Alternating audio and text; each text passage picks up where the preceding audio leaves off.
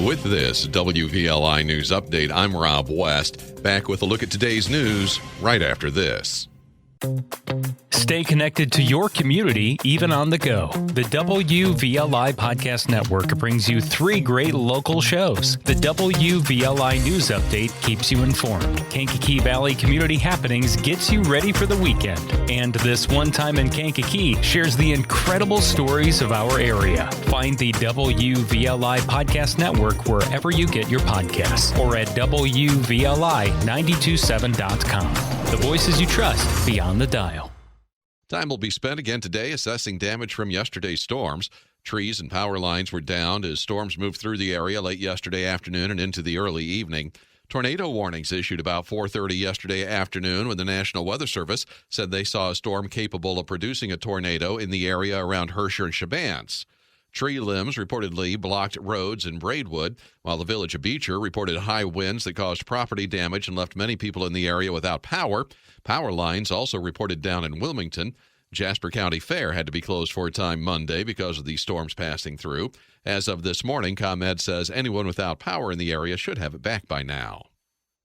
The Grand Marshal has been named for this year's Bradley Lighted Christmas Parade. That announcement made at last night's Bradley Village Board meeting. Ryland Gagnon will be the Grand Marshal for the 41st annual parade set for December the 4th. Gagnon, a lifelong Bradley resident, has served the community in several different roles over the years, said he didn't expect the honor. I think it's amazing. I never suspected anything, especially when all of my family walked in here. That was, they kept it a pretty good surprise.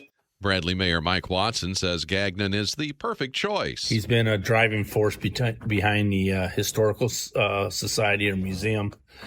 You know, it's something that I kind of promised him early on that I was going to find a place and give them an actual space because nobody had ever done that for him before. And we remodeled the place. It used to be the old Bell Paint and Hardware building, gave them about a third of the building. And he's got a pretty nice presentation there for you to get just a little taste of some of the history of Bradley. Theme for this year's Bradley Lighted Christmas Parade, Stars, Stripes, and Christmas Lights. And the Powerball and Mega Millions jackpots continue to grow. Nobody won last night's Powerball jackpot. That means the drawing tomorrow night, worth an estimated $663 million. Tonight's Mega Millions jackpot, $800 million. Bradley police reporting an arrest of a St. Anne woman after she allegedly struck and killed a Bradley man with her car Friday night. Jake Lamore has the story.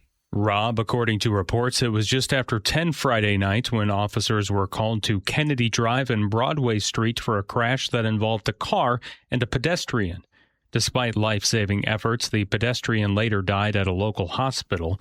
Kankakee County Coroner Bob Gessner has identified the man as 63-year-old James T. Crawford of Bradley.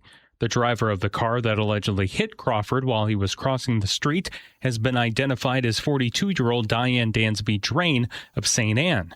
Police say witnesses allegedly saw Drain using her cell phone during the crash. Drain has been charged with reckless homicide, among other charges. I'm Jake Lamore. Will County Coroner's Office has identified the woman who died in a crash over the weekend on Smith Road in Manhattan. Manhattan firefighters called to the rollover crash on Smith Road east of Kankakee Street in Manhattan Saturday morning.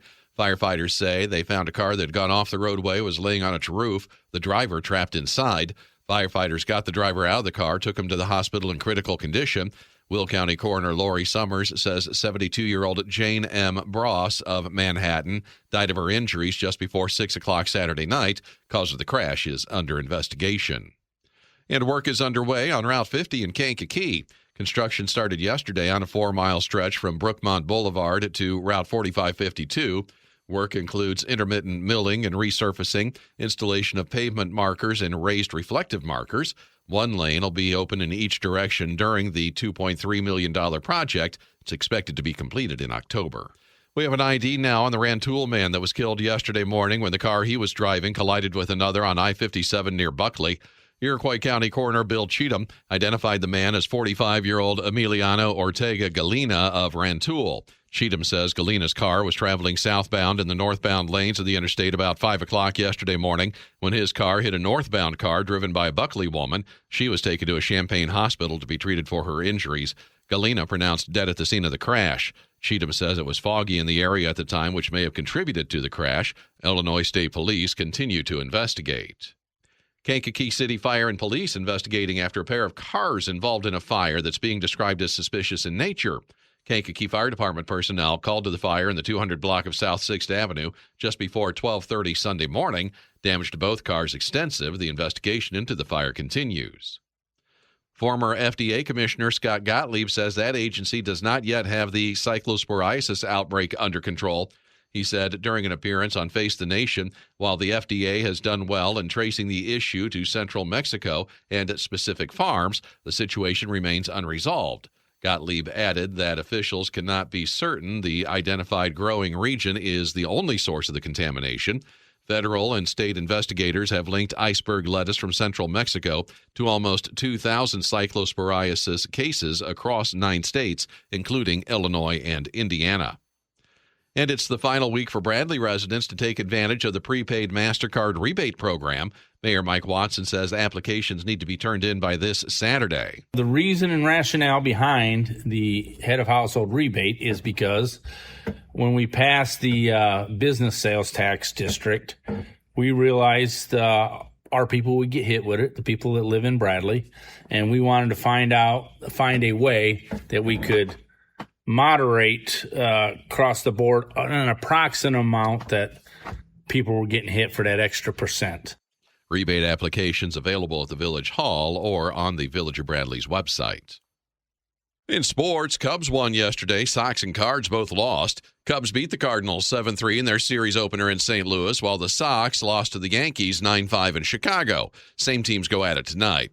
Bears veterans reporting to training camp today. First practice, it's a closed session tomorrow.